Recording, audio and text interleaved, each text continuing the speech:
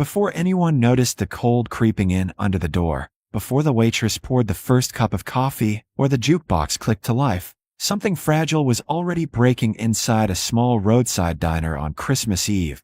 The kind of break that doesn't make noise, the kind that starts with a child's whisper and ends with a grown man realizing his heart isn't as hard as the world thinks it is. The diner sat just off a snow-dusted highway outside Flagstaff, a place travelers stopped when they were too tired to keep driving or too broke to go anywhere else, its neon sign buzzing weakly like it might give up at any moment. And inside, the decorations tried their best without much help. A crooked strand of tinsel drooping above the counter, a plastic tree with half its lights burned out, and a paper Santa taped to the window, peeling at the edges.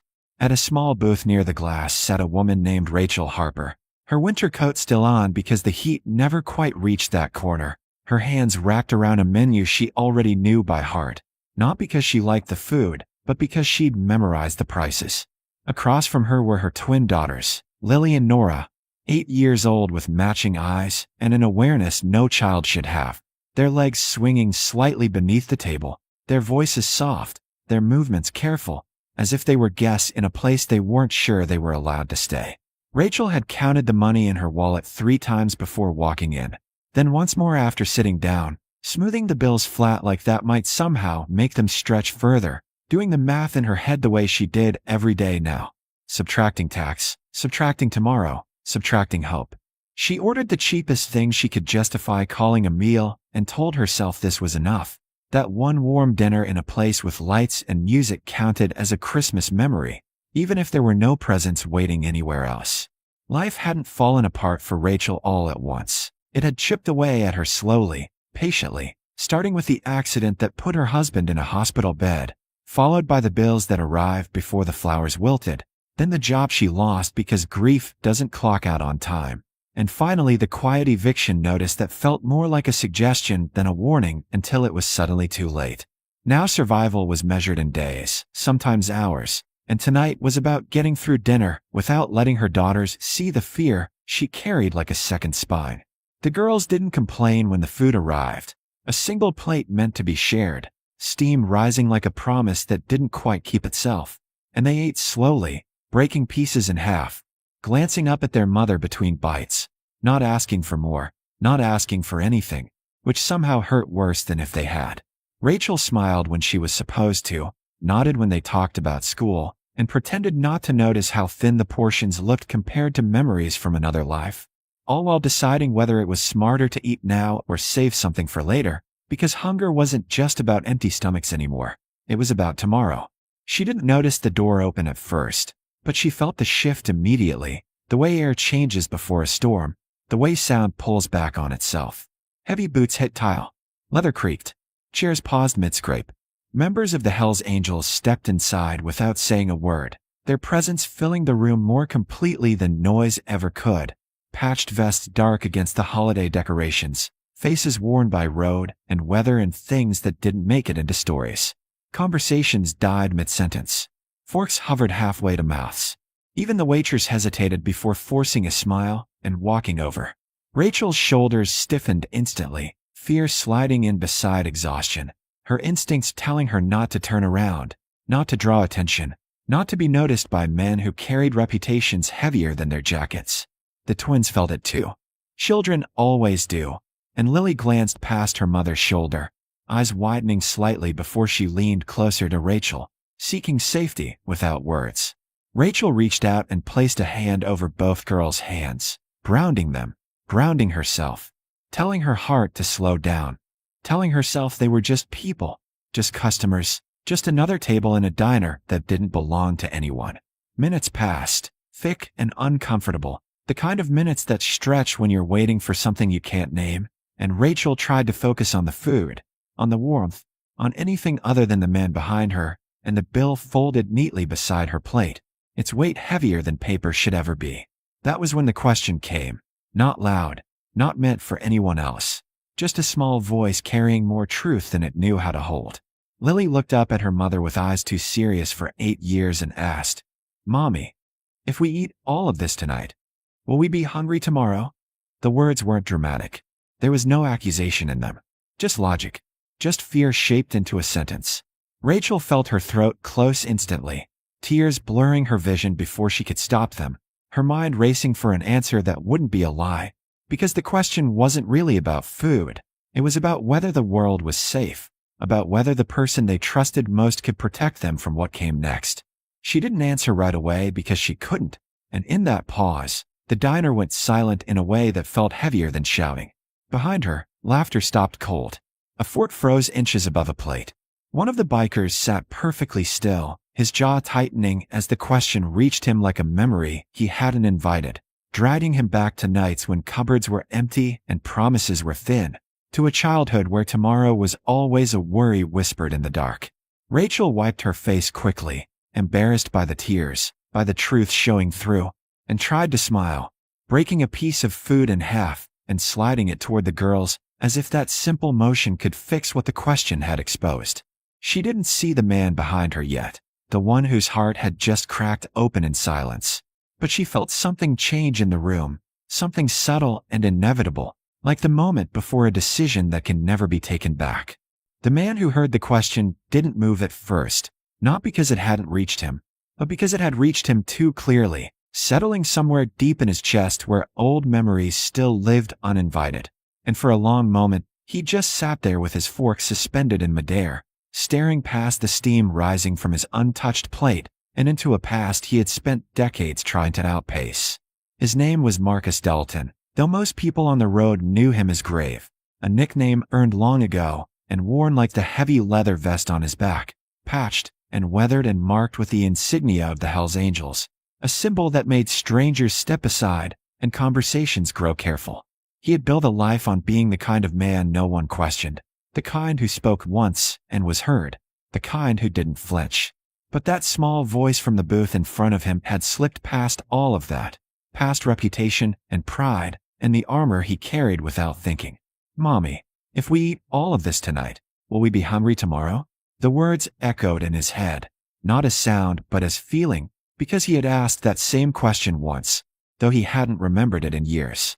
He had grown up in a single-wide trailer on the edge of a California town most maps forgot, where winter meant stuffing towels under the door to keep out the wind, and dinner meant whatever could be stretched to feed a growing boy, and a mother who pretended she wasn't hungry.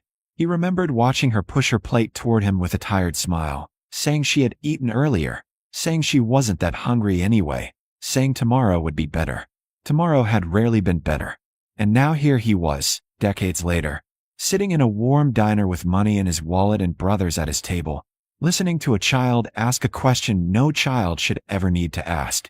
Around him, the other bikers shifted, some confused by the sudden tension, others pretending not to notice, because men like them weren't known for stepping into quiet tragedies. They were known for roaring engines and long highways and a presence that warned more than it comforted. But Marcus couldn't look away from the booth. He saw the mother's shoulders trembling slightly, the way she wiped her face too quickly, the way she tried to smile as she broke the food into smaller pieces, stretching what little they had like it might multiply under pressure. He saw the girls eating carefully, not because they were full, but because they were thinking about tomorrow. That careful eating did something to him. It pulled at something buried. He set his fork down slowly. The sound was soft, but in the hush of the diner it carried. One of the younger bikers glanced at him, raising an eyebrow as if to ask what was wrong. Marcus didn't answer. He pushed his plate aside and rested both hands flat on the table, grounding himself in the present while the past tried to take over. This wasn't a bar fight. This wasn't a turf dispute. There was no enemy to confront, no challenge to answer with force. This was quieter than that, harder than that. He stood. The scrape of his chair against the tile floor cut clean through the room. The waitress froze mid-step. A man at the counter turned on his stool. The mother stiffened instantly, pulling her daughters closer without even realizing she was doing it, her body reacting before her mind could catch up. Marcus felt the fear ripple outward from her table, and for a brief second, he considered sitting back down, letting the moment pass, telling himself it wasn't his business. That would have been easier. Easier to be what people expected. Easier to keep walking. But he had made a promise once, long ago, standing outside that trailer with his fists clenched against the cold, that if he ever had enough money, enough power, enough control over anything at all, He would never ignore a hungry kid again. Somewhere along the miles of road and years of hardened choices, he had forgotten that promise. Until now. He stepped forward, heavy boots, echoing with each measured stride, not rushing, not looming, just moving with intention. He stopped beside their table, close enough to see the tear tracks on the mother's cheeks, close enough to see the girl's wide eyes staring up at him, not with the fear adults carried, but with curiosity. Children didn't always see patches and reputations the way grown-ups did. One of the twins met his gaze and held it, her expression serious but unafraid, and something inside him cracked a little wider. The mother turned slowly, her face pale, her voice caught somewhere between apology and defense, as if she expected him to complain about noise or space or something she had done wrong. He lifted a hand slightly, not to silence her, but to steady the moment. When he spoke, his voice was lower than usual, stripped of its usual edge. "Let them eat," he said gently, nodding toward the plate. "All of it. Tonight's not about tomorrow." The words weren't poetic. They weren't rehearsed. But they were steady. The mother blinked, confusion flickering across her face, uncertainty battling pride. He could see the refusal forming before she even spoke it, the instinct to say she couldn't accept help, that they were fine, that she had it handled. He reached into his jacket slowly, deliberately, aware of every eye in the diner tracking the movement. From inside, he pulled out his worn leather wallet and placed it on the edge of the table. The sound it made against the wood was soft but final. "Dessert too," he said, glancing at the waitress who still stood frozen near the counter. "And something they can take with them for the morning." The waitress nodded quickly, her composure slipping as she hurried toward the kitchen. The mother shook her head, tears gathering again, whispering that she couldn't possibly let him do that. Marcus met her eyes, not stern, not commanding, just certain. "Sometimes," he said quietly, "the strongest thing you can do is let somebody help." Around the diner, the tension shifted. One of the bikers at Marcus's table stood and walked to the register without a word. Then another followed. Bills were added to the tab quietly, without show, without announcement. No one pulled out a phone. No one clapped. It wasn't a spectacle. It was a decision. Marcus pulled a small folded card from his vest pocket and slid it across the table. It had an address written on it in rough handwriting. A warehouse downtown his chapter funded every winter, stocked with groceries and connections, and people who knew how to help without asking too many questions. "Go there in the morning," he told her. "Tell him Graves sent you." The mother stared at the card as if it might disappear. Then the tears came fully, her shoulders shaking as years of fear and exhaustion poured out in silent sobs she had never allowed herself before. The twins wrapped their arms around her, whispering reassurances in small voices. And Marcus stood there awkwardly for a second, unsure what to do with grief that raw. So he simply stayed, steady and present, until the weight in the room began to lift. The food arrived quietly, one plate at a time, as if the kitchen understood this wasn't just another order but a turning point. And soon the small booth that had felt so fragile was crowded with warmth and abundance. Pancakes replaced by pie, hot chocolate crowned with too much whipped cream, the kind of excess that felt almost unreal after so much careful counting. Lily laughed first, a small, surprised sound, like she hadn't meant to but couldn't stop it, and Nora followed, chocolate smearing across her lip as she forgot, for once, to eat slowly. Rachel watched them with her hands pressed to her mouth, committing the sight to memory because she knew this was the kind of moment that carried a person through darker days, the kind you replay when hope feels thin. The diner itself seemed to breathe again. Conversations resumed in low tones. Someone at the counter wiped at their eyes and stared into their coffee, suddenly embarrassed by the things they had complained about earlier that day. The waitress moved faster now, lighter somehow, setting plates down with care and refilling mugs she hadn't planned to refill.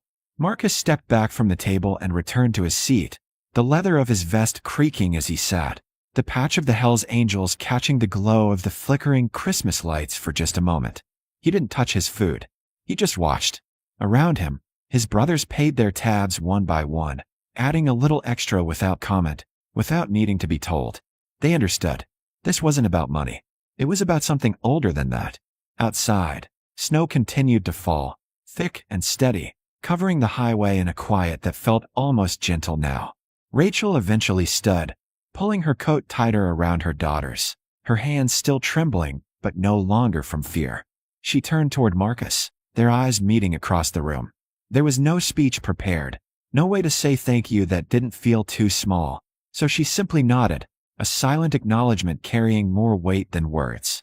Marcus nodded back, just once, and in that brief exchange was understanding. No debt owed, no story to tell, just a moment shared and released. The girls waved shyly as they passed him, their voices bright as they talked